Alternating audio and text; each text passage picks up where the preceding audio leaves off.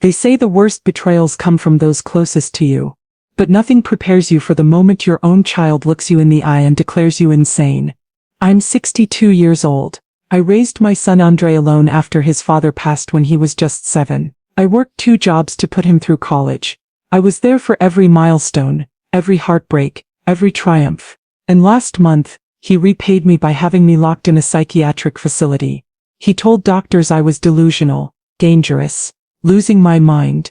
But Andre made one critical mistake. He assumed I wouldn't see it coming. He assumed I wouldn't prepare. And when that psychiatrist asked me why I thought I was there, I didn't argue. I didn't plead. I simply unlocked my phone, pulled up a folder labeled evidence and said 3 words. Read these first. What that doctor saw in those messages didn't just set me free. It destroyed my son's credibility forever. This is the story of how 12 months of screenshots saved my sanity and exposed the truth about financial greed, disguised as concern. Before I dive in, I want to thank everyone who takes time to listen.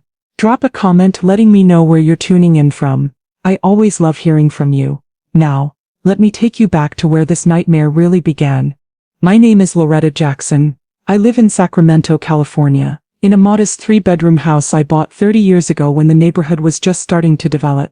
Back then nobody wanted to live here. Now every real estate agent in the city has their eye on my block. Property values have tripled. Young families are buying up houses, tearing them down, building modern minimalist boxes with floor-to-ceiling windows. My house with its old oak tree in the front yard and the creaky porch swing stands out like a relic from another era. And that house is exactly why my son tried to have me declared incompetent.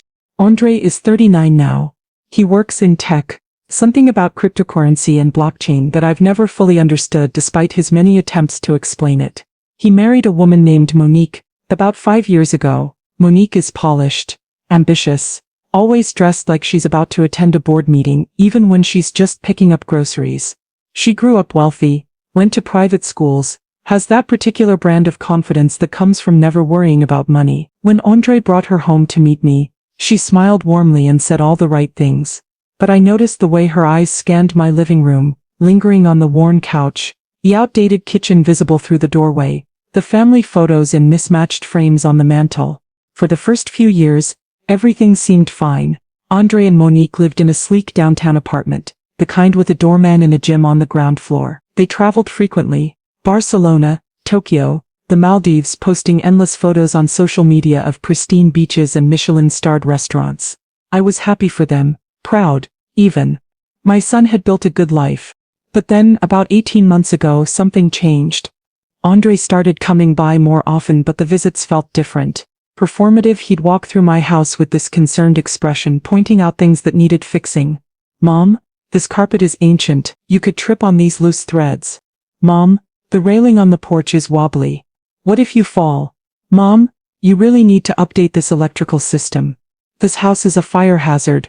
At first I thought he was just being thoughtful, caring, so I'd thank him and say I'd get around to it. But the comments kept coming, more insistent each time. And then Monique started joining in.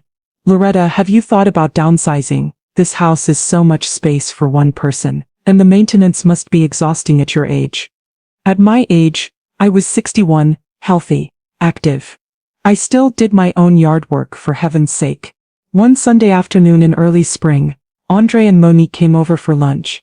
I'd made pot roast, his favorite since childhood. We were sitting at my kitchen table, the same table where I'd helped him with homework, where we'd celebrated birthdays, where we'd mourned his father, and Andre said, Mom, Monique and I have been talking. We think it's time you considered moving into a senior living community.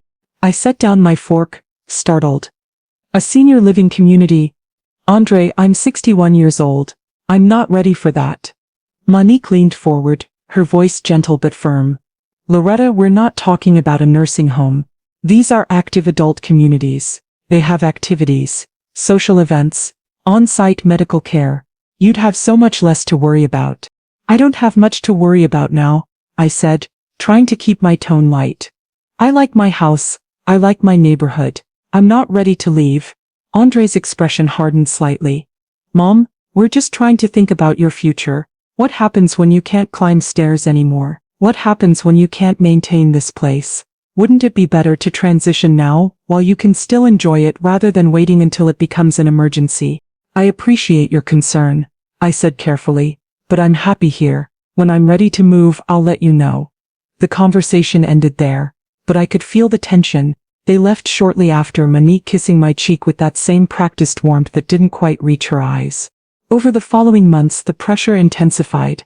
Andre would call and steer every conversation toward my house. Have you thought more about what we discussed? I saw this beautiful senior community online. Let me send you the link. Mom, you're being stubborn. We're trying to help you. And then the memory comments started. Small at first. Easily dismissed. Mom, you already told me that story. Mom, didn't we just talk about this yesterday? Mom, you're repeating yourself. The thing was, I wasn't. I keep a daily journal, have for years. I write down what I do, who I talk to, what we discuss. It's a habit I developed after my husband died, a way to process grief that eventually just became part of my routine. So when Andre would claim I was forgetting conversations, I could check my journal and see clearly that no, we hadn't discussed that topic. No, I hadn't told him that story recently. But he persisted. And Monique backed him up. Andre mentioned you've been a bit forgetful lately. Are you feeling okay, Loretta? Andre's worried you might be experiencing some cognitive decline. Cognitive decline. At 61, it was absurd, but they said it with such conviction, such apparent concern that I started to wonder if maybe I was missing something. Maybe there was something wrong with me that I couldn't see. That's when I decided to start saving everything. Every text message, every email, every voicemail. I created a backup system, screenshots stored in the cloud, exported to an external hard drive, printed copies in a file folder. I didn't know exactly why I was doing it. Call it instinct, call it paranoia, but something told me I'd need proof of my own clarity, my own memory, my own truth. The text messages told a clear story. Andre would text me things like, Mom, I'm worried about you. You sounded confused on the phone yesterday. I'd scroll up and see that we hadn't spoken on the phone yesterday. I'd screenshot the entire conversation showing the date and timestamps. He'd text, you said you were having chest pains. Have you seen a doctor? I never said that. I'd search my messages, nothing about chest pains. Screenshot, save, backup. Monique was more subtle but equally persistent. Loretta, Andre said, you forgot to turn off the stove last week. That's so dangerous. I hadn't forgotten anything. My stove is electric and I'm meticulous about checking it. I'd text back, I didn't forget the stove. I don't know where Andre got that idea. She'd respond, oh Loretta, maybe you just don't remember. That's okay. We all forget things. But I didn't forget. I had my journals. I had my routines. I had my screenshots. And slowly, a pattern emerged. Andre and Monique were creating a narrative of decline that didn't exist. They were building a case, but for what? The answer came one evening when I was having dinner with my friend Beverly. Beverly and I have known each other for 30 years. We taught at the same elementary school before we both retired. She's sharp, observant, doesn't miss much. I told her about Andre's concerns, about the memory accusations, about the senior living pressure. Beverly put down her wine glass and looked at me seriously. Loretta, how much is your house worth? The question caught me off guard. I don't know. Exactly. Maybe 700,000. The market's been crazy. And who inherits it? Andre. He's my only child. Beverly nodded slowly. Loretta, I don't want to alarm you, but this sounds like they're trying to get control of your assets. If they can have you declared mentally incompetent, Andre could become your guardian. He could make decisions about your property, your finances, everything. I laughed it off at first. Beverly, that's my son. He wouldn't do that. But she didn't laugh. Loretta, I've seen it happen. Adult children who get impatient waiting for their inheritance, who decide they know better how to manage their parents' money, who convince themselves they're helping when really they're helping themselves. Just be careful. I went home that night and couldn't sleep. I kept thinking about the conversations, the pressure, the false memory claims, and I wondered, was Beverly right? Was my own son trying to manipulate me out of my home, my independence, my life? I decided to test my theory. The next time Andre texted me something false. Mom, you mentioned selling the house, remember? I didn't correct him right away. I screenshot it first. Then I replied, I never said that, Andre. Are you confusing me with someone else? His response came quickly. Mom, you did say it. You're forgetting again. This is exactly what Monique and I are worried about. I screenshot that too. Then I checked my journal. The last conversation Andre and I had about the house was me explicitly saying I wasn't ready to move. I had the date, the time, even some of the exact phrases written down. He was lying, deliberately. And he was documenting my supposed confusion in writing, creating a paper trail. That's when I knew Beverly was right. And that's when I became even more meticulous about my documentation. Every interaction went into my evidence file. Every false claim was saved, backed up, cross-referenced with my journal entries.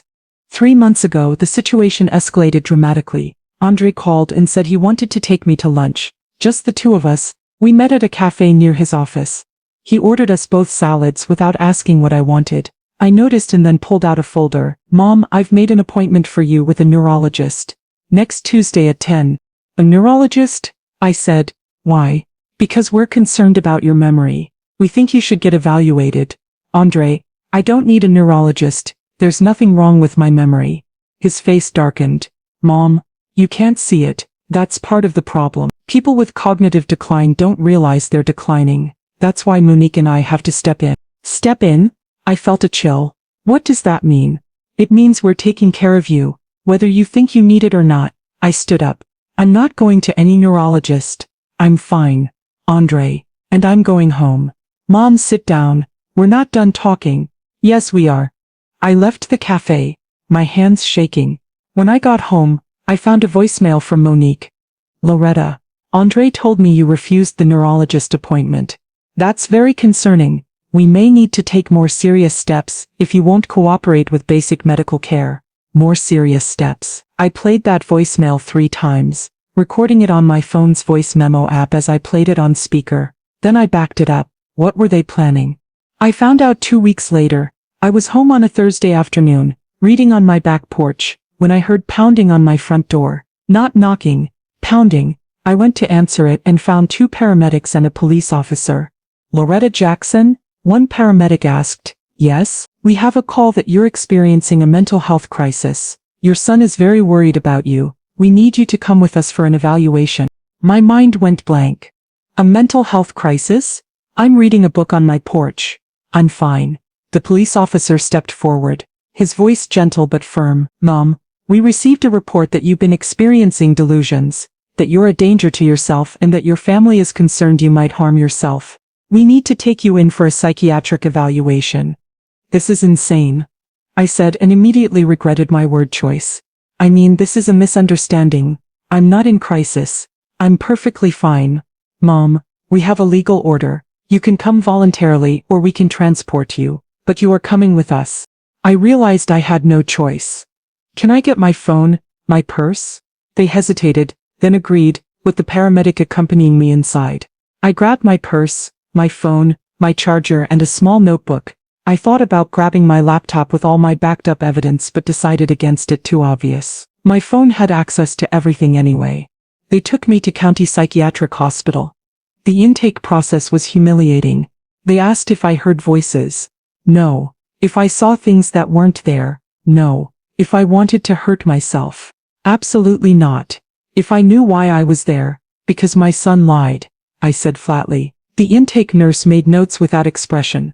I was assigned to a room. Shared room. Barred windows. Door that locked from the outside. My roommate was a woman in her 30s who rocked back and forth on her bed, humming tunelessly. I sat on my bed staring at the institutional green walls, trying to process what was happening. A few hours later, a doctor came in, Dr. Kendra Hayes. Late 40s. Kind face. Tired eyes. She sat across from me with a clipboard. Mrs. Jackson, I'm Dr. Hayes. I'll be conducting your evaluation. I've reviewed the commitment paperwork filed by your son. He claims you've been experiencing paranoid delusions, significant memory loss, and made statements suggesting you might harm yourself. Can you tell me your perspective? I looked at her carefully. This was it. This was the moment everything hinged on. I could get emotional, defensive, outraged, or I could be strategic. Dr. Hayes, before I tell you my perspective, can I show you something? She looked curious. What would you like to show me? I pulled out my phone. I have text messages, about a year's worth, between me and my son and his wife. Messages that I think will provide important context for why I'm here. Dr. Hayes hesitated. Mrs. Jackson, I need to do a standard evaluation first. I understand, I said, and I'll cooperate fully. But these messages are relevant to your evaluation. They show what's really happening, and I think you should see them before you make any decisions about my mental state. She studied me for a moment. All right. After we complete the standard assessment, I'll look at what you want to show me. We spent the next 90 minutes going through her questions. Memory tests, name the months backward, remember 3 words and repeat them later. What year is it? Who's the president? Basic cognitive function, draw a clock showing 3:15. Count backward from 100 by sevens. Solve simple math problems. Personal history, tell me about your life, your family, your daily routine, your medical history. I answered everything clearly, calmly, accurately. Dr. Hayes's expression shifted from neutral professional assessment to something more interested.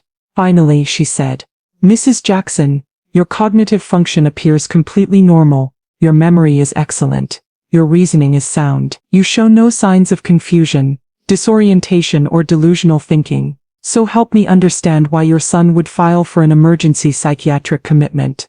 May I show you the texts now? She nodded. Please. I opened my phone and navigated to a folder I'd created months ago titled simply Andrei.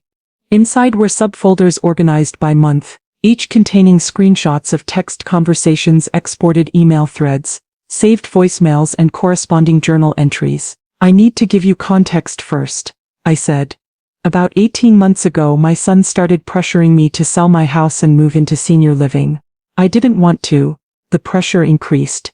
Then he started claiming I was forgetting things, getting confused, repeating myself, but I wasn't. I keep a daily journal. I cross-referenced everything he claimed with what actually happened, and I started saving all our communications. Dr. Hayes leaned forward, interested. Show me. I pulled up a text exchange from 8 months ago. Andre had written, Mom, I'm really concerned. You called me at midnight last night crying about Dad. You sounded completely disoriented. I showed Dr. Hayes my response. Andre, I didn't call you last night. I was asleep by 10:30. Check your phone log. His reply, Mom, you did call, you don't remember. This is serious. Then I showed her my phone log for that date. No outgoing calls after 6 p.m. I didn't call him, I said. He made it up, and when I proved I hadn't called, he claimed I didn't remember calling. Dr. Hayes's eyes widened slightly. Do you have more examples? Dozens. I scrolled through the screenshots. Another exchange where Andre claimed I'd sent him bizarre rambling emails about being watched by neighbors. I showed Dr. Hayes my sent folder from that date. One email to Andre asking if he wanted to come for dinner Sunday. Nothing about neighbors. Nothing bizarre.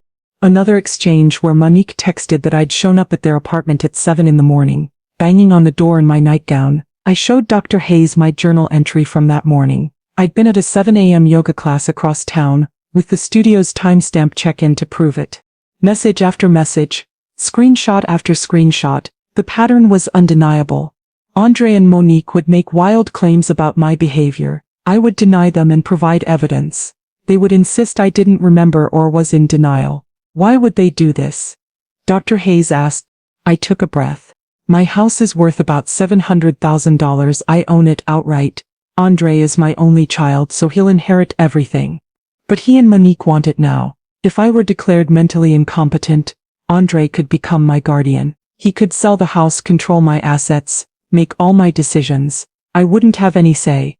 Dr. Hayes was quiet for a long moment, reading through more screenshots. Then she asked, Did you bring your journal with you? No, it's at home, but I can have someone bring it. I'd like to see it, she said. In the meantime, may I photograph these text messages? This is important documentation. Of course. Dr. Hayes spent the next hour going through my phone, photographing evidence, asking questions, cross-referencing dates. Finally, she closed her notebook and looked at me with something between sympathy and anger. Mrs. Jackson, you are not mentally ill. You are not confused, delusional, or cognitively impaired. You are, however, the victim of what appears to be elder abuse and financial exploitation. Relief flooded through me so intense I almost cried. So you'll release me? Yes. I'm recommending your immediate discharge. More than that, I'm filing a mandatory report with Adult Protective Services. What your son has done, filing a false psychiatric commitment, making false allegations to medical professionals, attempting to gain control of your assets through fraud. These are serious crimes. I don't want him arrested, I said quickly. I just want my life back. Dr. Hayes's expression was firm. Mrs. Jackson, this isn't just about you. If your son is willing to do this to his own mother, he's a danger to other vulnerable adults. I have a legal obligation to report, but what happens after that is up to the authorities and up to you. Within 2 hours I was discharged. Dr. Hayes wrote a detailed report stating I had been inappropriately committed, that there was no evidence of mental illness, and that the commitment appeared to be part of a pattern of elder abuse. She recommended that Adult Protective Services investigate Andre immediately. I walked out of that hospital with my phone full of evidence and a doctor's report vindicating everything I'd said. But I knew this wasn't over. Andre had tried to lock me away. He'd failed. Now he'd be desperate. I was right. The next day my phone exploded with messages. 37 texts from Andre. Mom, where are you? Mom, I'm so worried. Mom, the hospital said you left, but they won't tell me where you went. Mom, you need to come stay with us. You're not safe alone. I didn't respond. Instead, I called a lawyer. Her name was Aisha Barnes. She specialized in elder law and came highly recommended by Beverly. I met her in her office and laid everything out, the pressure to sell my house, the false memory accusations, the text messages, the commitment, Dr. Hayes's report. Aisha listened carefully, making notes. When I finished, she said, Loretta, you have an exceptionally strong case. What your son did constitutes elder abuse under state law, attempted fraud, and filing a false psychiatric commitment. We need to take immediate action to protect you. What do you recommend? I asked. First, restraining order. We filed today. Second, I'm writing a cease and desist letter to your son and daughter-in-law. Third, we revise your estate documents to ensure Andre has no access or control over your assets, even in the event you become incapacitated. Fourth, we consider filing a civil lawsuit for emotional distress and elder abuse. Will this hold up in court? I asked. The text messages, the evidence. Aisha smiled grimly. Loretta, this is one of the most well-documented cases I've ever seen. You have dates, times, screenshots, cross-references with your journal, a psychiatrist's report, and a pattern spanning 18 months. Yes, it will hold up, Andre essentially convicted himself in writing. We filed for a restraining order that afternoon. The hearing was set for 3 days later. In the meantime, Aisha sent the cease and desist letter via email and certified mail. Andre and Monique were ordered to have no contact with me pending the hearing. Andre responded by hiring his own attorney, a slick corporate lawyer named Warren Pierce, who usually handled business contracts, not family law. At the restraining order hearing, Pierce tried to paint me as a confused elderly woman being manipulated by money-hungry lawyers. Your Honor, my client is deeply concerned about his mother. She's clearly not thinking clearly. Her paranoid accusations, her refusal to seek medical care, her combative attitude, these are all signs of someone in mental decline. Aisha stood up calmly. Your Honor, may I present evidence? The judge, a no-nonsense woman in her 60s named Judge Denise Williams, nodded. Aisha set up a laptop and projector. On the screen appeared the text messages. One by one, chronologically organized, clearly labeled Andre's false accusations, my evidence-based denials, his insistence I was confused. The pattern was impossible to deny. Then, Aisha played audio of Monique's voicemail. We may need to take more serious steps if you won't cooperate. Judge Williams's expression hardened. What are these serious steps, counselor? She asked Pierce. Pierce stammered. Your Honor, that was simply expressing concern. It sounds like a threat, Judge Williams said flatly. It sounds like your client was planning exactly what happened. A false psychiatric commitment. Aisha then presented Dr. Hayes's report, reading key sections aloud. Patient shows no signs of cognitive impairment. Commitment appears inappropriate. Evidence suggests pattern of elder abuse and attempted financial exploitation. Andre sat at his table, pale, silent. Monique wasn't in the courtroom. Smart move on her part. Judge Williams reviewed the evidence, then looked at Andre. Mr. Jackson, did you file a false report to have your mother committed to a psychiatric facility? Andre's lawyer whispered to him urgently. Andre cleared his throat. Your Honor, I was genuinely concerned. That's not what I asked. Did you file a false report? Did you claim your mother was delusional, dangerous and suicidal when you had no medical evidence to support those claims? Andre hesitated. I believed she needed help. Based on what? Your own assessment. Are you a medical professional? No, but then you had no basis to file for an emergency commitment. You used the mental health system to attempt to control your mother. Judge Williams granted the restraining order. Andre was ordered to stay at least 500 feet from me, my home and my property. No contact whatsoever. She also referred the matter to the district attorney's office for possible criminal charges. As we left the courtroom, Andre tried to approach me. Mom, please, let me explain. Aisha stepped between us. Mr. Jackson, you just had a restraining order issued against you. This contact is a violation. I suggest you leave. Andre's face twisted with anger. She turned you against me, my own mother. No, I said quietly. You did this to yourself, with every lie, every manipulation, every false accusation. You did this. 3 days later, Andre violated the restraining order. He showed up at my house at dinner time, pounding on the door. Mom, open up. We need to talk. I called 911 immediately. There's someone violating a restraining order at my property. Police arrived within minutes. Andre was still on my porch, arguing with them. She's my mother. I have a right to see her. The officers arrested him. He spent the night in jail. That arrest seemed to break something in Andre. Or maybe it finally scared him. His lawyer called Aisha and requested a meeting. We met at Aisha's office. Maisha, Andre and Pierce. Andre looked terrible. Exhausted. Defeated. Mom, he started, but I cut him off. I don't want apologies. I want to understand. Why did you do this to me? He was silent for a long moment. Then, quietly, Monique's parents lost everything in 2008. Their business, their house, their savings. She's terrified of being poor. When we saw how much your house was worth, when we realized you could sell it and just give us the money, it became an obsession for her, for us. We convinced ourselves you didn't need it, that you'd be happier in a smaller place, that we deserved it more. So you tried to have me declared insane. I'm sorry, that's not good enough, I said. You destroyed our relationship. You tried to steal my home. You used the mental health system as a weapon. And you did it all for money you hadn't even inherited yet. Andre's lawyer cleared his throat.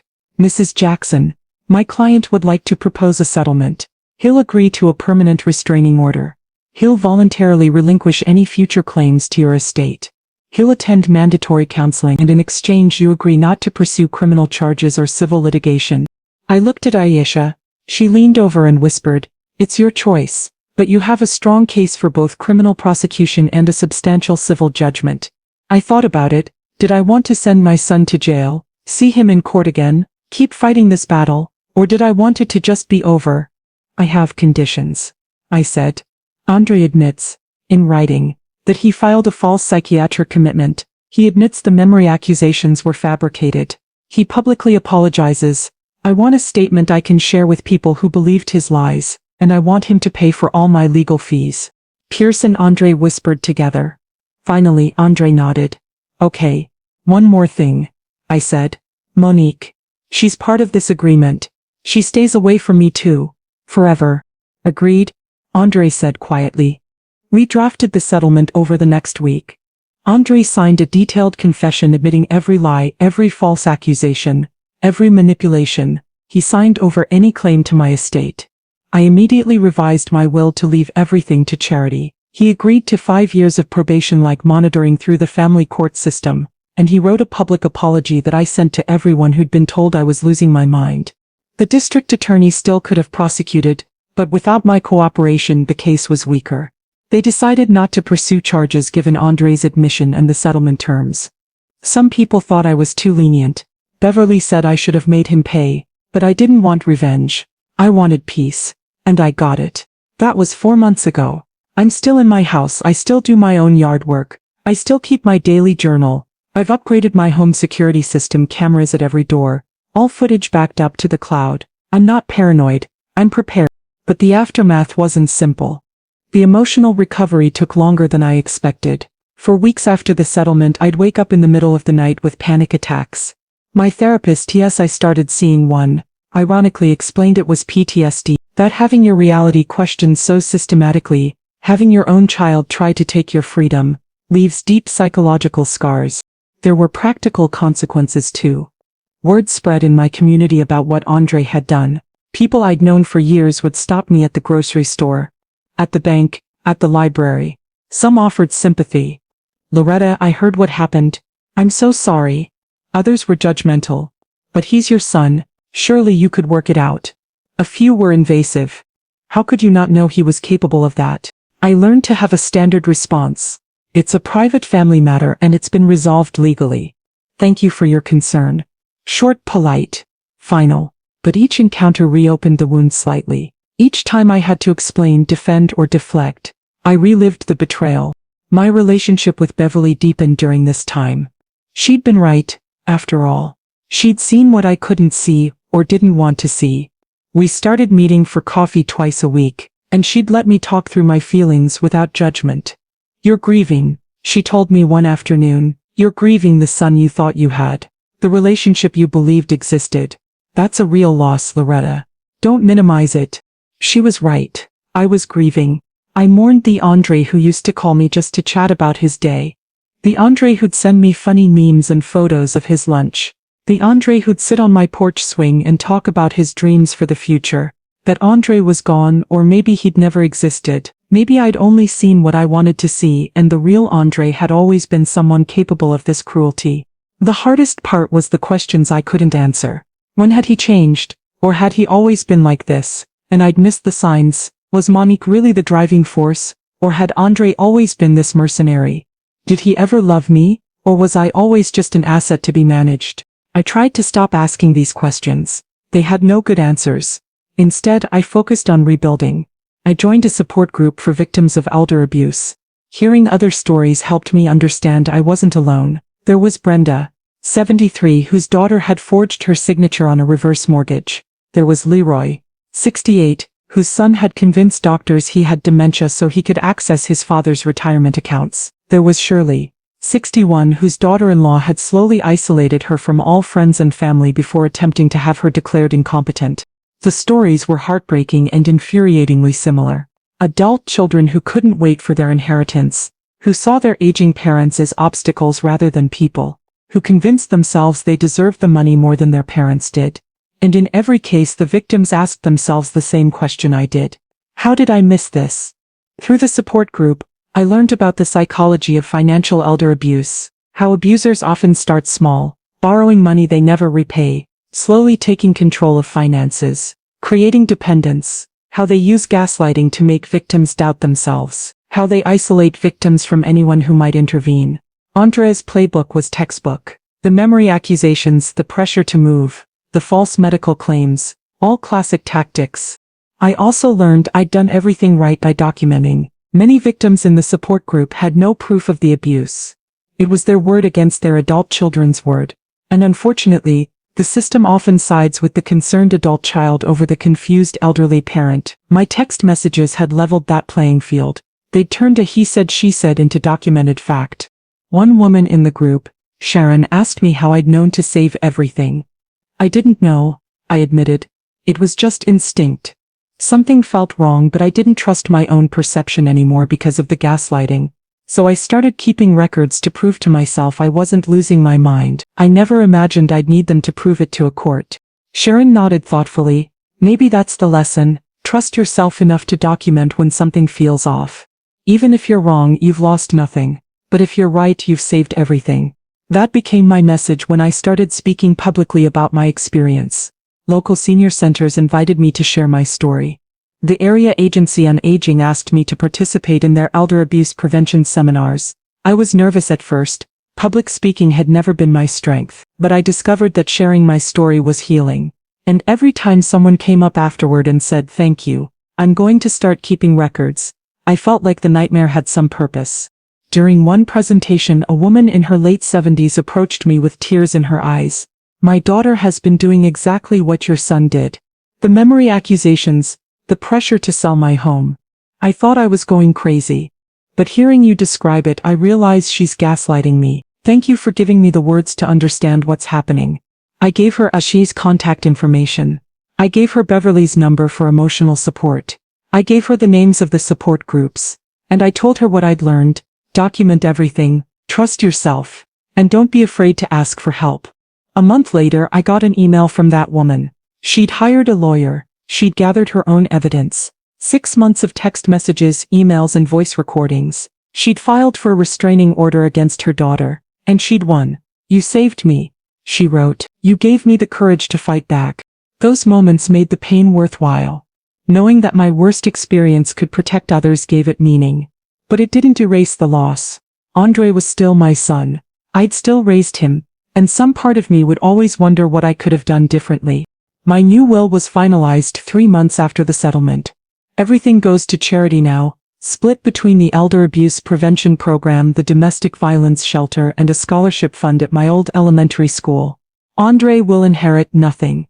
Some people thought this was vindictive. "He's still your son," they'd say. "Don't you think that's harsh?" My answer was always the same. He tried to steal it while I was alive. Why would I reward that after I'm dead? Besides, Andre had made his choice. He'd chosen money over relationship. He'd chosen manipulation over honesty. He'd chosen Monique's greed over his mother's dignity. Those were his choices. The consequences were mine to determine. I did make one exception in my estate planning. I set up a small trust, $10,000, that would be available to Andre if and only if he completed 5 years of therapy focused on family dynamics and financial ethics. If he could provide documentation of completing treatment and his therapist certified he'd done genuine work to understand and change his behavior, he'd get the money. Not as inheritance, as payment for personal growth. Aisha thought this was overly generous. "Loretta, why give him anything?" I thought about it for a long time before answering. Because I want to believe people can change. I want to believe that somewhere inside my son is someone capable of remorse and growth. That trust fund is a test. If he takes therapy seriously, engages honestly, and does the work, he gets the money. If he doesn't, it goes to charity. Either way, something good comes from this. So far, Andre hasn't started therapy. The 5-year clock is ticking. I don't expect him to do it, but the possibility exists. And oddly, that gives me some peace. I didn't completely give up on him. I gave him a pathway back, not to me but to himself. What he does with that opportunity is his choice. Monique, meanwhile, filed for divorce 3 months after the settlement. Apparently being married to someone with a public record of elder abuse and attempted fraud isn't good for her image in their wealthy social circles. Andre's friends distanced themselves. His tech company quietly asked him to resign. His reputation in Sacramento's business community was destroyed. I heard all this through the gossip network, not from Andre himself. We've had no contact, but I know his life fell apart. Part of me feels guilty about that. He's my son. I raised him to be better than this. Where did I fail him? The other part of me thinks, he did this to himself. I didn't make him lie. I didn't make him file false commitment papers. I didn't make him choose money over integrity. Those were his decisions. Beverly says both feelings can be true. You can love the child you raised and still hold the man he became accountable. Grief and justice aren't mutually exclusive. She's wise, Beverly. I'm lucky to have her. 6 months after everything ended, I did something symbolic. I planted a new tree in my front yard, right next to the old oak that's been there since I bought the house. A young maple, vibrant and strong. Beverly helped me dig the hole. We planted it on a Sunday morning, the kind of perfect spring day that makes you grateful to be alive. "What's this for?" Beverly asked as we patted down the soil. "New beginnings," I said. "That oak tree was here when my husband was alive. When Andre was young, it represents the past. This maple is for the future, the life I'm building now, the person I'm becoming after surviving this." Beverly smiled. "I like that." We stood there for a moment, looking at the 2 trees, one massive and ancient, one small and new. "Think they'll both survive?" Beverly asked. "I know they will," I said. "Trees are resilient.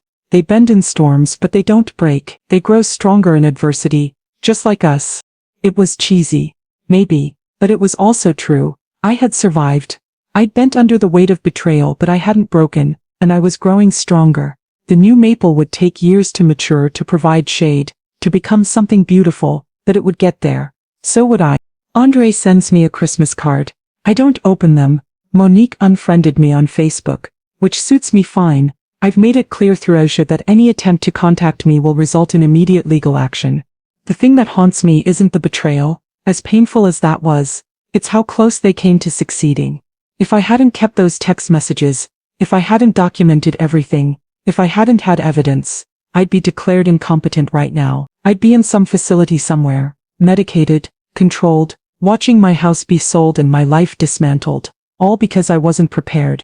That's why I tell this story, that's why I share the details. Because elder abuse is epidemic and invisible. Because adult children convince themselves they have the right to make decisions for parents who are perfectly capable. Because the system, even with good intentions, can be weaponized against vulnerable people. Documentation saved me. My journals. My screenshots. My meticulous record-keeping that people used to tease me about. That obsessive habit of writing everything down became the proof I needed to defend my own sanity. If you're older, if you have assets, if you sense family members getting too interested in your finances, or too insistent about your decline, document everything. Save texts, backup emails. Keep calendars. Take notes. Not because you're paranoid, but because you're smart. Because the truth is powerful, but only if you can prove it. Andre thought he could rewrite reality. He thought he could gaslight me into questioning my own mind. He thought he could create a paper trail of concern that would justify taking control. What he didn't account for was that I was creating my own paper trail. A better one. An honest one. When that psychiatrist asked to see my evidence, I didn't have to rely on memory or testimony or emotional appeals. I had screenshots, dates, times, proof. And that proof didn't just free me from that hospital, it freed me from ever doubting myself again. The year following my release became a journey of rediscovery. I had to learn to trust my own judgment again, to stop second-guessing every memory, to reclaim the confidence Andre had systematically eroded. It wasn't easy. Even months later I'd catch myself thinking, did that really happen, or am I remembering wrong? Then I'd remind myself, I have evidence. I know what's real. I started attending a weekly art therapy group at the senior center. Sounds hokey, I know, but something about working with my hands, creating something tangible, helped me process what had happened. I painted my feelings, abstract swirls of anger and grief, bright explosions of relief, gentle watercolors of hope. The art therapist, a young woman named Dina, told me once, "Loretta, your recent work shows so much more freedom than when you started. You're literally painting your recovery." She was right. My early paintings were tight, controlled, almost claustrophobic. As the months passed, they became looser, bolder, more vibrant. I was finding myself again, not the self I'd been before. Andre's betrayal, that innocent trust, was gone forever. But a newer, wiser, stronger self, a self that had survived and emerged more resilient. I also started volunteering again, something I'd let slip during the worst of Andre's manipulation. I returned to the library where I'd worked as a teen literacy tutor. The kids didn't know my story, they just knew me as Miss Loretta, the lady who helped them sound out words and cheered when they finished a book. That simple, uncomplicated role was healing in ways I hadn't expected. One afternoon, a 7-year-old named Jamal asked me, "Miss Loretta, do you have kids?" I hesitated, then answered honestly, "I have a son, but we don't talk anymore." Jamal looked at me with those serious brown eyes. "Why not?" "We had a disagreement. A big one. Sometimes family members hurt each other, and it's hard to fix." Jamal thought about this. "My dad hurt my mom. She said sometimes you have to love people from far away. Is that what you're doing?" Out of the mouths of babes. "Yes, Jamal. That's exactly what I'm doing. I'm loving my son from far away." He nodded, satisfied, and returned to his book. But his words stayed with me. Loving from far away. That was precisely what I was doing. Loving the little boy Andre had been, while protecting myself from the man he'd become. The community's reaction to my story was mixed. Some people rallied around me with fierce support. My neighbor, Mrs. Davis, no relation to my lawyer, started checking on me daily. "Just making sure you're okay," she'd say, bringing homemade soup or fresh vegetables from her garden. Her kindness, her simple human decency, reminded me that most people were good. Andre and Monique were the exceptions, not the rule. But others judged. I'd hear whispers at the grocery store, "That's the woman whose son tried to commit her." I heard she cut him off completely. What kind of mother does that? There are always two sides to every story. The judgment stung, but I learned to live with it. I knew my truth. I had documentation of my truth. Other people's opinions couldn't change the facts. One particularly difficult moment came at church. I'd attended the same congregation for 30 years. The pastor, Pastor James, had baptized Andre, officiated my husband's funeral, been a constant presence in my life. After the settlement, he asked to meet with me. We sat in his office, afternoon light streaming through the stained glass windows, and he said, "Loretta, I'm concerned about your soul." I stiffened. My soul? This rift with Andre. Unforgiveness is a poison. It will eat away at you. You need to forgive him. To reconcile. He's your son. I took a deep breath, choosing my words carefully. Pastor James, forgiveness doesn't mean allowing someone to continue hurting you. It doesn't mean pretending the hurt didn't happen. I've forgiven Andre in my heart. I don't wish him harm. I hope he gets help, but I also can't have a relationship with him. He tried to take my freedom, my sanity, my home. Forgiveness doesn't require me to give him another opportunity to try again. Pastor James frowned. But the Bible also says to honor your parents. I interrupted, more sharply than I intended. Andre didn't honor me. He tried to destroy me. I'm protecting myself, not punishing him. There's a difference. We agreed to disagree. But the conversation bothered me for weeks.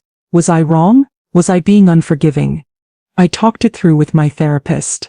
She said something that finally gave me peace. Loretta, forgiveness is releasing anger and resentment. It's not the same as reconciliation. You can forgive someone and still choose not to have them in your life. That's not unforgiveness. That's healthy boundaries. Healthy boundaries. That became my mantra. I had every right to boundaries. Andre had proven he couldn't be trusted with access to my life. Keeping him at a distance wasn't cruelty. It was self-preservation. Around month 8 of my recovery, something unexpected happened. I received a letter, not from Andre. He knew better, but from his therapist. The letter explained that Andre had started therapy 3 months earlier, that he was working through his issues around money, control, and family dynamics, that he wanted to someday apologize to me in person, but understood he wasn't ready yet, and might never be. The therapist wasn't asking me to forgive or reconcile, just letting me know Andre was trying. I sat with that letter for days. I showed it to Aisha, to Beverly, to my therapist. Everyone had the same reaction, cautious optimism tempered with skepticism. Actions matter more than words. Aisha said. If he completes 5 years of genuine therapy, that tells you something. 3 months means nothing yet. She was right. But still, some small part of me, the part that remembered rocking baby Andre to sleep, that remembered his first words, his first steps, his laughter, felt a tiny flicker of hope. Maybe he was trying. Maybe he could change. Maybe someday, years from now, we could have some kind of relationship. Not the one we'd had. That was gone forever. But something new. Something honest. I wrote back to the therapist, not to Andre. Thank you for letting me know. I appreciate Andre's efforts to get help. I'm not ready for contact, and may never be, but I wish him well in his recovery. Short, neutral, true. I didn't hear anything else after that. Andre continued therapy, I knew, because the 5-year trust fund required him to submit annual proof of treatment to Ayesha, but he didn't push for contact. Maybe he'd learned that lesson at least, that he couldn't force his way back into my life. He had to respect my boundaries. For once he was doing that. Life settled into a new normal. I expanded my volunteer work. I traveled, something I'd always wanted to do more of. I spent 2 weeks in Ireland, visiting the country where my grandmother was born. I took a cruise through the Panama Canal. I went to New York and saw 3 Broadway shows. I was living fully, joyfully, on my own terms. My house, the one Andre wanted so desperately, became more than just property. It became a symbol. Every time I sat on my porch, tended my garden, cooked in my kitchen, I was reclaiming my space. This was mine. I'd earned it, and no one could take it from me. Beverly and I started a support group specifically for victims of financial elder abuse by family members. We met monthly at the senior center. Some meetings had 3 people, some had 15, but every person who walked through that door had a similar story, a child or grandchild or in-law who'd tried to manipulate, steal, control, or exploit. We shared our stories, we cried together, we celebrated our victories, and we helped each other navigate the complex emotions of loving someone who hurt you deeply. At one meeting, a woman named Faye said something profound. My daughter didn't steal my money. She stole my ability to trust. That's the real theft. Everyone nodded. That was it exactly. Andre didn't just try to take my house. He took my trust in family, my belief that blood meant loyalty, my assumption that my child would protect me, not prey on me. Those losses were harder to recover from than any financial loss could ever be. But I was recovering, slowly, imperfectly, with setbacks and bad days. But I was moving forward. I was building a life defined by more than what Andre had done to me. I was Loretta Jackson, retired teacher, volunteer, traveler, friend, survivor, advocate. Andre's betrayal was part of my story, but it wasn't my whole story. I refused to let it be. On the 1-year anniversary of my release from the psychiatric hospital, I did something symbolic. I gathered my closest friends, Beverly, Mrs. Davis, Aisha and Nia from art therapy, a few women from the support group, and I threw a party, not a somber commemoration, a celebration. 1 year of freedom, the banner said. We ate, laughed, told stories. I showed them the tree I'd planted, now a year older, stronger, with new leaves unfurling. This tree represents my new life. I told them, and all of you helped me grow it. Thank you for standing with me, for believing me, for helping me survive and then thrive. Beverly raised her glass. To Loretta, who documented the truth and lived to tell about it. Who turned betrayal into advocacy, who showed us all what resilience looks like. We toasted, we celebrated, and I felt for the first time in a long time, completely at peace. I'm 62 years old. My mind is sharp, my memory is fine, my judgment is sound, and I have 12 months of text messages to prove it. Andre tried to have me committed. The doctor released me after seeing those messages, and my son will spend the rest of his life knowing that his own words convicted him. That's the power of documentation, that's the power of truth, and that's why I'll never stop keeping records, because you never know when you'll need to prove your own sanity to survive. But more than that, you never know when your story might help someone else survive. And that, in the end, is why I share this. Not for revenge, not for vindication, but for the person sitting at home right now, doubting their own memory, wondering if they're going crazy, scared their family is manipulating them. To that person I say, trust yourself, document everything, and know that you're not alone. There are others who've walked this path, who've survived, who've thrived. And you can too. Your story matters, your truth matters, your freedom matters. Don't let anyone convince you otherwise.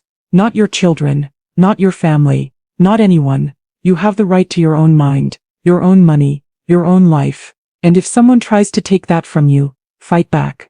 With evidence, with documentation, with the truth.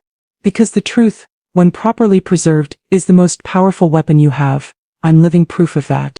The end.